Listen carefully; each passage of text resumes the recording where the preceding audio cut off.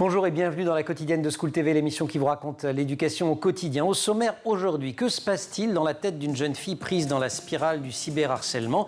Anne-Lise Heurtier l'imagine avec son personnage de Louise dans son dernier roman. Elle est l'invitée du Grand Oral. L'Anti-Sèche de Cécile Fournier. L'Anti-Sèche, vous le savez, c'est la façon dont l'actualité résonne dans les programmes.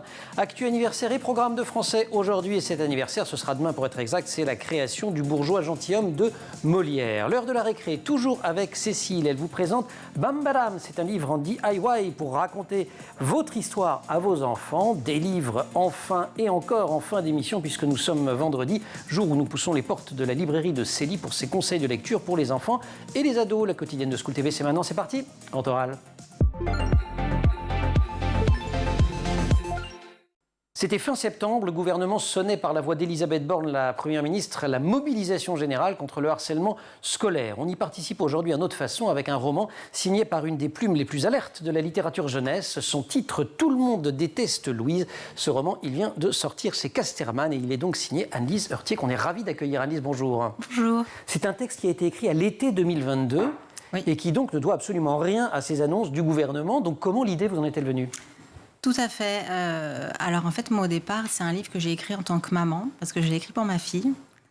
Ma fille, quand elle est passée en 6e, en fait, a commencé à me parler de smartphone, évidemment, puisque dans sa classe, je pense que bien les 3/4 des enfants en avaient déjà un. Donc nous, on lui expliquait que ce serait comme pour son frère, c'est-à-dire que ça ne serait pas pour tout de suite, que ça serait pour le lycée. Ah oui, carrément. Fin de 3e, on a dit, pour le brevet. Wow. Comme son frère. Mais j'ai voulu quand même commencer à lui faire un peu de prévention, à lui expliquer, parce que en fait, ils sont très naïfs. C'est un âge où ils sont très très naïfs et en même temps ils pensent qu'ils savent tout. Et donc moi j'ai voulu lui expliquer, alors pas uniquement les réseaux sociaux, mais aussi toutes les arnaques qu'on peut avoir sur Internet, ou alors on va discuter avec Mathéo qui a 12 ans, mais en fait, c'est Jean-Paul qui a 53. Enfin, toutes ces choses-là, en fait, qu'ils ne peuvent pas du tout imaginer. Et c'est normal, et heureusement, je vais faire ils un ne roman. peuvent pas. Bien, en fait, quand j'ai vu sa réaction, c'est-à-dire, elle ne me croyait pas du tout, et j'avais l'air d'être la pire rabat-joie. Cause toujours. Voilà, cause toujours, les yeux en l'air, etc. Normal, comportement juste normal. Je me suis dit, voilà, une idée de roman intéressant. Je suis romancière, je vais essayer de le faire par le biais d'un livre.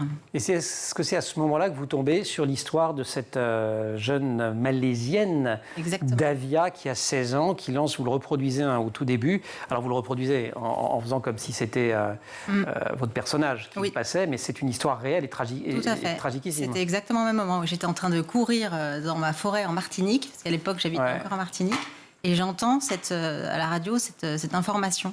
D'une jeune fille qui fait un sondage en disant est-ce que je mérite de vivre, oui ou non ? La jeune fille, elle a carrément demandé est-ce que je dois me suicider ? Donc c'était encore plus clair. Très important, aidez-moi à choisir mourir ou vivre. Et cette jeune fille, c'est 69% des internautes votent pour la mort de la jeune femme et elle se suicide. Histoire terrible. Alors si on résume l'histoire, donc dans l'histoire et pas dans la vraie vie, ou peut-être dans la vraie vie, je n'en sais rien. En tout cas, Louise, puisque vous l'appelez Louise, reçoit son premier téléphone, jour de bonheur. Elle s'inscrit immédiatement sur Like Me. Bon, c'est un réseau social qui ressemble à certains autres réseaux sociaux. Et elle va se retrouver ciblée par une terrifiante campagne de cyberharcèlement. Elle lui donne un nom d'ailleurs au téléphone. Oui, elle dit Désiré. Désiré, c'est Désiré, c'est trop beau. La première dimension de l'engrenage qui se met en place, parce qu'il y a beaucoup de dimensions dans tout ça, c'est comme une toile d'araignée, c'est le conformisme, être comme les autres. Oui, c'est vrai que c'est un âge où on a besoin d'être comme les autres et en même temps aussi se différencier. C'est très complexe, hein. C'est un âge, je pense qu'on s'en rappelle tous.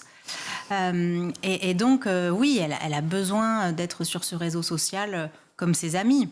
Alors, Louise, c'est une jeune fille quand même qui a la tête sur les épaules, qui est assez raisonnable. Donc, qui a des chouettes parents. Qui a des parents qui l'encadrent. Justement, on ne lui a pas donné un téléphone à 8 ans en lui disant « vas-y, amuse-toi avec ». Ses parents, ils lui ont vraiment fait de la prévention, lui ont fait signer un contrat. Donc voilà, elle est au courant. Elle est vraiment au courant de ce qui peut se passer. Et elle s'inscrit sur ce réseau social. En se disant, voilà, je vais faire correctement, je ne vais pas mettre de photos, même pas de portrait. Vous pouvez le recopier d'ailleurs, si vous offrez un téléphone à vos enfants, vous avez le contrat, c'est en page 21. En acceptant ce téléphone, moi, Louise P, né le 22 mai 2011, je m'engage à l'utiliser avec discernement et mesure. Et donc, s'en suivent un certain nombre d'obligations. Beaucoup de ne pas. Oui. Beaucoup de ne pas, effectivement. Toute une série de ne pas. Ce qui va pourtant pas suffire, ça m'a fait penser à une tribune de Serge Tisseron qui est sortie vendredi dernier dans Le Monde, je vous le cite. Il a été montré que des cours d'empathie n'ont presque aucun impact sur l'empathie émotionnelle, des effets très faibles sur l'empathie cognitive et que tous durent très peu de temps. Donc Louise, c'est exactement ça. Elle sait, mais ça ne va pas suffire. Ouais. Soit dit en passant, j'ai lu cet article vraiment très intéressant qui disait que la lecture est un formidable vecteur d'empathie. Ouais, absolument. Tout à fait. Donc oui, Louise, je ne me rappelle plus de toute question. La question, non, c'était de dire qu'effectivement, il ne suffit pas de savoir et que reconnaître la souffrance d'autrui, ce n'est pas parce qu'on sait qu'on est en capacité de le mettre en œuvre. Ce n'est pas parce qu'on sait que chez les enfants, ça ne suffit pas. Oui, tout à fait. Et donc là, en fait, Louise, ce qui lui arrive, finalement, elle est même pas en cause, j'ai envie de dire. Elle a rien fait de répréhensible. Elle a vraiment utilisé son téléphone avec mesure et discernement. Et en fait, ça vient de quelqu'un de l'extérieur. Voilà. Et on va raconter ça, de montrer ça. Comment ça vient des autres. Anne-Lise Heurtier, autrice de près de 40 livres pour enfants ou pour ados. Elle a remporté des dizaines de prix. Je ne peux pas tous les citer parce que l'émission n'y suffirait pas. Elle publie en cette rentrée « Tout le monde déteste Louise ». C'est chez Casterman et on la retrouve juste après l'Anti-Sèche. Cécile Fournier. Cécile, bonjour. Bonjour. C'est un 14 octobre que le public découvre pour la première fois Monsieur Jourdain, entre autres en grand Mamamouchi. Et Cécile, vous nous parlez bien évidemment du bourgeois gentilhomme et de Molière. Oui, c'est effectivement le 14 octobre 1670 que cette comédie-ballet est représentée pour la première fois dans le théâtre du château de Chambord devant Louis XIV. Qui a passé commande de la pièce. C'était une commande de Louis XIV qui attendait en réalité que Molière le venge du mépris que lui avait témoigné l'ambassadeur du Grand Turc, le sultan ottoman de Constantinople, qui s'appelle Soliman Aga, lors de sa visite à Versailles en décembre 1669. Donc Louis XIV lui avait trouvé de mauvaises manières, donc il voulait que Molière le ridiculise tout simplement. Donc le dramaturge s'exécute, c'est le roi qui le demande, il écrit les textes, Lully écrit la musique, puisque je vous le rappelle, c'est une comédie-ballet, donc ça danse, et donc il y a des musiques. D'ailleurs, pour la petite anecdote, Louis XIV, qui va assister aux 30 premières représentations, va même se laisser aller et il dansait, Louis XIV. Et d'ailleurs, c'est une scène du film de Gérard Corbiot, Le Roi Danse, sorti en 2001.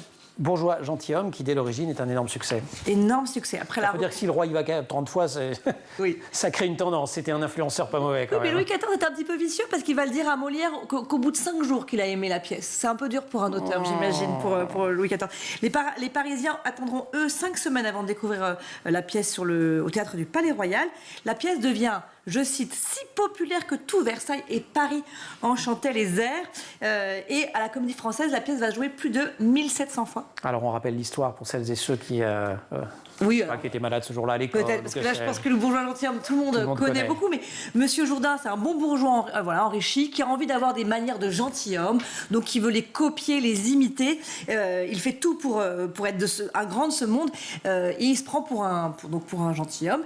Et il ne veut pas donc que sa fille Lucile épouse Cléonte, Cléonte n'est pas un gentilhomme, mais Cléonte, c'est un garçon. En tout cas au début de la pièce. Voilà, Cléonte est un garçon. Je vends un peu la mèche, je spoil.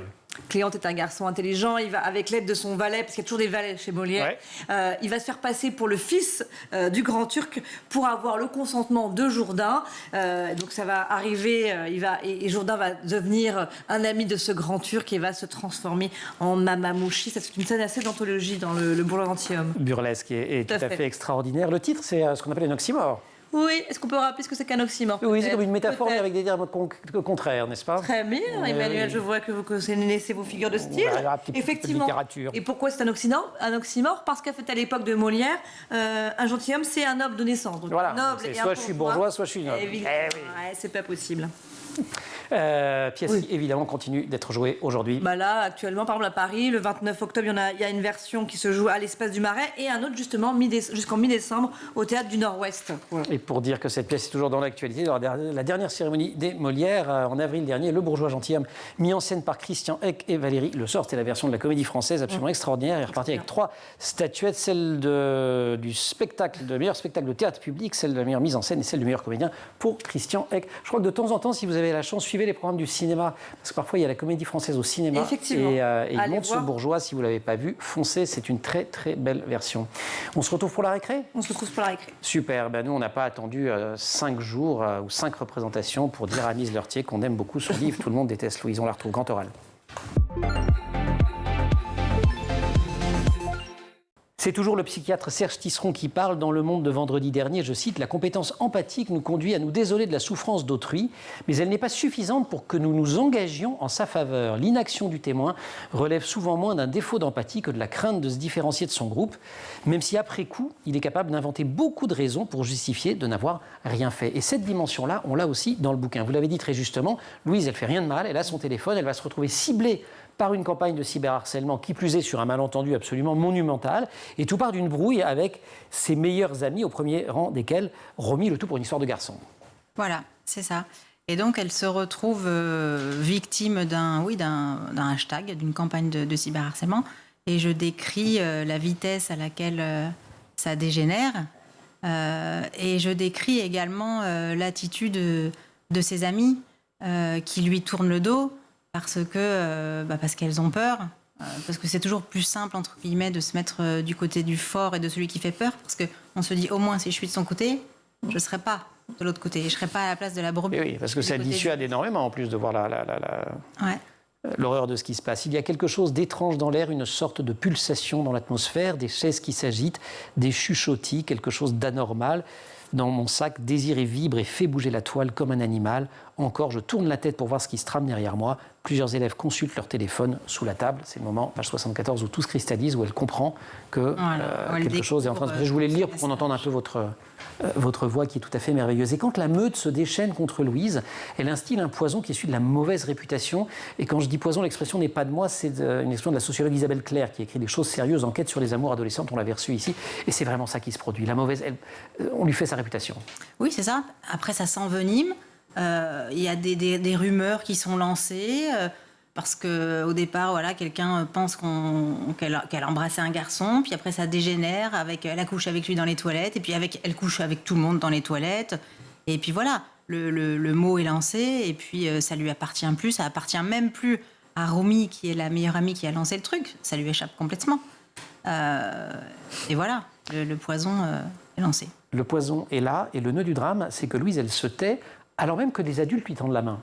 Oui, parce que Louise, elle a tellement peur de décevoir ses parents qui lui ont enfin offert ce téléphone après beaucoup de négociations, après ce contrat que Louise a accepté.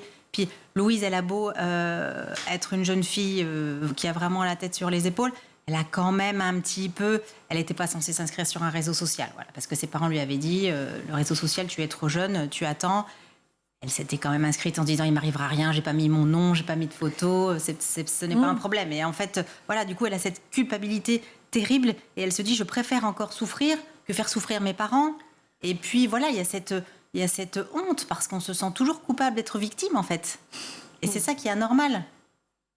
Pour moi, la force du livre, elle est vraiment là, parce que tous les ados ou les pré-ados ont entendu parler du harcèlement, je pense aujourd'hui, ils savent que c'est mal, et ça suffit ni à arrêter les auteurs, ni à donner aux victimes le courage de dénoncer. Ouais, et ça, c'est vraiment terrible. Oui, et c'est pour ça que je voulais mettre en scène une jeune fille qui n'a rien fait de mal, entre guillemets, avec son téléphone. Vraiment quelqu'un qui l'a utilisé correctement, et parce que l'idée, c'était de montrer que ça arrive à tout le monde, et que par conséquent, la seule chose à faire quand ça arrive, si on va avoir une chance de s'en sortir, c'est de commencer par en parler. Alors, je ne dis pas que ça va tout solutionner, évidemment, dans la minute, mais en tout cas, c'est le début. En tout cas, c'est le début de la sortie du truc. C'est aussi une épreuve pour les parents que vous racontez. D'ailleurs, quand la mère offre le téléphone, c'est dès la page 13, vous le dites avec un sourire à reculons. Je trouvais l'expression très très jolie, le sourire à reculons. Ils savent en fait, en offrant ce cadeau, en offrant Désiré, le nom du téléphone, que leur fille rentre en zone de danger. Ouais. Ah oui, complètement. Là, c'est la mère qui parle. Moi, je rêve. Je rêve d'un micro pays où on n'a plus de téléphone, de smartphone comme ça, et de réseau, et tout ce paraître qui empêche de vivre. C'est terrible, mais parfois je vois des jeunes filles qui rentrent de cours, elles sont toutes les deux à côté, elles sont toutes les deux sur leur téléphone. Et nous, quand on rentrait de cours, ça fait très vieux ce que je dis, mais quand on rentrait de cours, on discutait avec nos copines. C'est là qu'on nouait vraiment des liens. Ceci dit, moi, j'arrivais à la maison et je décrochais mon téléphone pour appeler mon meilleur pote. Bien sûr, moi aussi, après, mais je m'engueulais avec, on avait quand même ces interactions. C'est vrai. Le harcèlement est dans le viseur des autorités françaises avec le plan présenté fin septembre par Elisabeth Borne et Gabriel Attal, européenne aussi avec une nouvelle réglementation sur les réseaux sociaux. Mais la littérature peut beaucoup aider. On retrouve Anne-Lise Leurtier pour Tout le monde déteste Louise juste après la récré. Une récré garantie sans harcèlement parce que c'est parfois un mauvais moment la récré à passer quand on se fait harceler.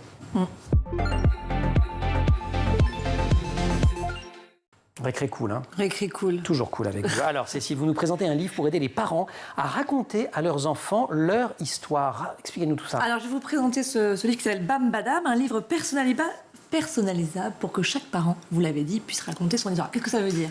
Ça veut dire que ça va de la naissance, du désir de l'enfant jusqu'à sa naissance.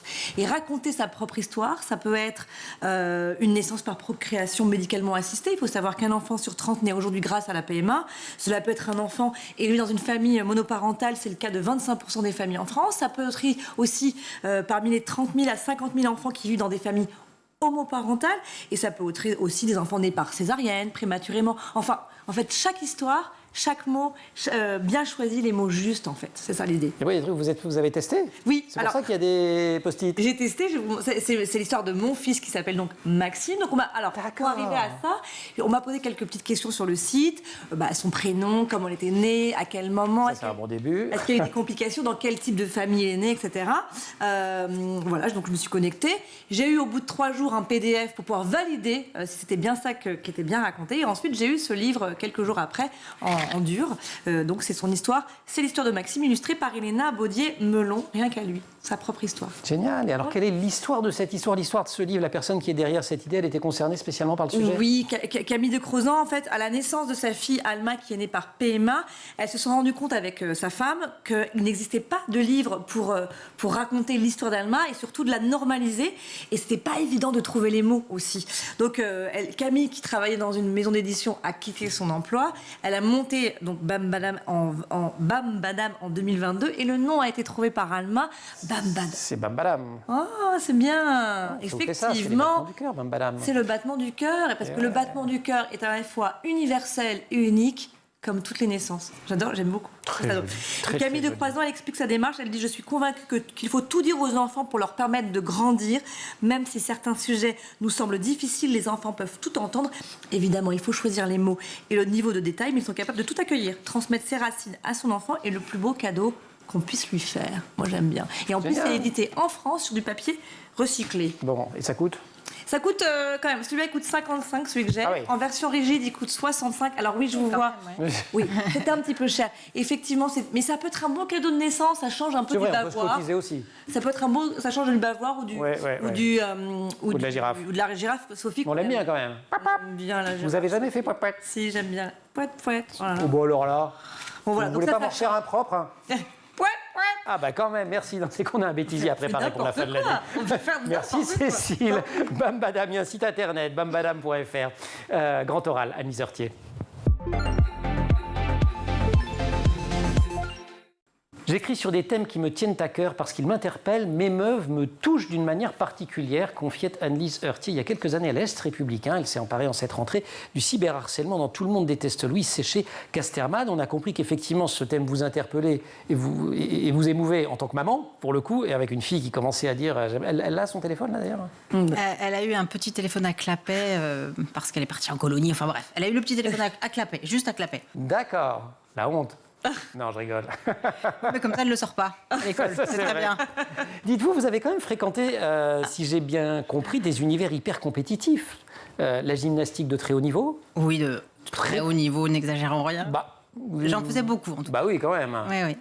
Les classes prépa, vous n'allez pas me dire que ce n'est pas de haut niveau. Une grande école de commerce, la grande école de commerce, c'était HEC. Enfin, c'est que des endroits où la pression du groupe, la pression sociale peut être très très forte. Vous n'avez pas été confronté, vous, au harcèlement? Non. Il n'y a pas eu ça? Alors, ni de près, ni de loin. Non, ouais. non, c'est vrai. Ouais. Parce que ce sont des univers qui peuvent être éventuellement assez oui, dangereux. Alors la classe prépa, c'était effectivement c'était assez difficile, mais on avait plutôt une bonne entraide. Ouais, c'était les prépas avec solidarité. Il y en a quelques-unes, ça c'est chouette. Le téléphone, il donne l'impression, dites-vous, d'être une autre personne. C'est le rite de passage, c'est le vrai rite d'entrée dans l'adolescence maintenant, ce qui est aussi important pour vous en tant qu'autrice. Oui. Tout à fait. Le téléphone... et je pense que c'est pour ça aussi qu'on a tous ces faits de harcèlement et tous ces insultes qui sont proférées aussi facilement, parce qu'on se pose la question, on se dit comment c'est possible ? Et en fait, il y a un espèce d'écran qui se crée, au sens propre comme au sens figuré, et qui dépossède un petit peu, je pense, les utilisateurs. Qui porte un nom, je crois, qui s'appelle l'effet cockpit. Ah, d'accord. On décrit ça. Ouais, ça a été documenté. Et alors, notamment, on se demandait comment des jeunes gens, je crois que c'était aux États-Unis d'abord, réussissaient à des milliers de kilomètres de là à en tuer d'autres en pilotant des drones, notamment en Irak, en Afghanistan. Et en fait, ils ont appelé ça l'effet cockpit. C'est qu'on est tellement loin de ce qui va se passer. Il y a cet écran que finalement, on se permet tout. Alors en plus, il y a l'anonymat. Comme si c'était pas vrai. Enfin, je reprends l'histoire de la jeune Malaisienne. Ouais. Il y a quand même 64% des gens qui ont répondu oui. 69, J'imagine très bien que ces gens-là, s'ils avaient vraiment compris que c'était réel, ils n'auraient pas répondu oui. Donc il y a quand même cet effet de se dire c'est pour rire, ou alors c'est pas vraiment réel. C'est très complexe. Ou est-ce qu'elle est capable, ou est-ce qu'elle va aller au bout? Peut-être. Il y a une part de défi. C'est dangereux. Il y a 2 fins dans le bouquin. Oui. Et vous y tenez. Oui, c'est le... Enfin, vous tenez à ce qu'on le sache avant de le lire, c'est ça que je veux dire. Parce que moi, au début, je me suis dit, on va pas spoiler, mais vous dites, non, il faut y aller. Non, je pense que c'est vraiment la valeur ajoutée, entre guillemets, du roman. Et donc, en fait, j'ai fait 2 fins à partir d'un même chapitre, en fait, qu'on va retrouver 2 fois dans ce roman, à la fin duquel les parents, qui ont quand même senti quelque chose, lui redemandent, encore une fois, mais Louise, tu es sûre que ça va? Et dans l'une des 2 options, il dit oui, ça va. Et ensuite, on comprend, avec les chapitres qui suivent, que ça ne va pas très bien se terminer. Après, je ne raconte pas qu'elle se suicide, mais on le comprend. Et dans l'autre option... Il faut que je trouve un moyen de les faire taire, je ne peux plus les supporter, il faut que ça s'arrête tout de suite. Le laisse pas les parents, c'est le harceleur. Je ferme la porte de ma chambre à clé. Bon. Donc là, c'est la fin de la première option, où elle ose parler, elle prend son courage à 2 mains et elle dit juste cette petite phrase, elle dit... ses parents lui demandent, mais Louise, tu es sûre que ça va? Non, je crois que j'ai des problèmes à l'école. Et voilà, ça y est, c'est dit. C'est dit, donc à partir de ce moment-là, il n'y a plus de retour en arrière. Et puis voilà, ses parents vont s'emparer de la situation. Encore une fois, le lendemain, tout ne va pas être de nouveau parfait, génial, et tout revient à la situation d'avant. Non, pas du tout, on n'est pas dans le pays des bisounours. Mais voilà, elle a quelqu'un. Au moins, elle est sauvée. Et elle a quelqu'un pour l'aider. Elle sait qu'elle n'est pas toute seule à porter ce fardeau. Et elle a cet espoir qui revient. Et elle retrouve ses amis quand même. Ses amis. Vous écrivez très souvent sur des faits réels. Oui. Pourquoi? Quand je dis faits réels, des faits d'actu, j'entends par là. Oui. Alors, en fait, moi, j'écris sur des sujets qui m'interpellent au départ en tant que personne. Donc, ce sont des sujets très variés, mais oui, réels. Voilà, il y a eu... Et il y a plein de choses, puis ça se passe souvent dans des contextes historiques ou des cultures différentes. Il y a eu la course à pied dans les années 60, quand on disait aux femmes qu'il ne fallait surtout pas qu'elles fassent du sport, sinon elles allaient avoir de la barbe qui pousse et l'utérus qui dégringole. J'ai écrit sur les 9 de Little Rock. Alors ça, c'est Sweet 16, qui a été un de vos, si ce n'est votre best-seller principal. Sur effectivement, les 9 de Little Rock, on est aux États-Unis. Je n'ai pas révisé, j'aurais dû. On est dans les années 60, au tout début, j'imagine. Oui, 57. 57, fin des années 50. Et c'est l'histoire de la ségrégation. C'est une histoire de harcèlement aussi, d'une certaine manière. Tout à fait, oui, tout à fait. Sans cyber du tout, quoi. Oui, c'est ce qui se passe dans ce lycée. Donc, pour mes mots, il s'agit des 9 premiers étudiants noirs qui sont rentrés dans un lycée de blancs dans les années 60 aux États-Unis, au tout début de la déségrégation demandée par la Cour suprême. Et donc, vous imaginez 2500 blancs extrêmement racistes qui accueillent du jour au lendemain 9 étudiants noirs, et ça se passe extrêmement mal. Ils sont terriblement haineux. Il y a quelques photos, j'en ai le souvenir, où on voit des femmes, des bonnes ménagères américaines avec des yeux injectés de sang et de haine devant notamment une jeune fille noire, toute mignonne et fragile. Enfin, c'est absolument atroce. Il a été traduit dans plein de langues, ce bouquin, en tout cas en chinois, en espagnol, en portugais. En italien, en coréen également. Et alors là, qu'est-ce qui vous préoccupe maintenant? C'est quoi le prochain? Si vous le dites. Je commence à faire... Non, pas du tout. Je commence à faire quelques recherches. J'ai une pile à lire de 50 romans sur les Magdalene Laundries en Irlande. Madeleine. Histoire, oui, il y a eu un film récemment d'ailleurs, plusieurs même. Oui, il y a eu un documentaire. Philomenia, par exemple. Voilà. Vous restez avec nous, on va pousser les portes d'une librairie et dans cette librairie, on va retrouver Célie qui est Avec plaisir. une de vos grandes fans. Cécile, merci beaucoup. La librairie Célie Lutan. Célie, bonjour. Bonjour Emmanuel, bonjour Agnès. Contente de voir Agnès Heurtier en vrai. Oui.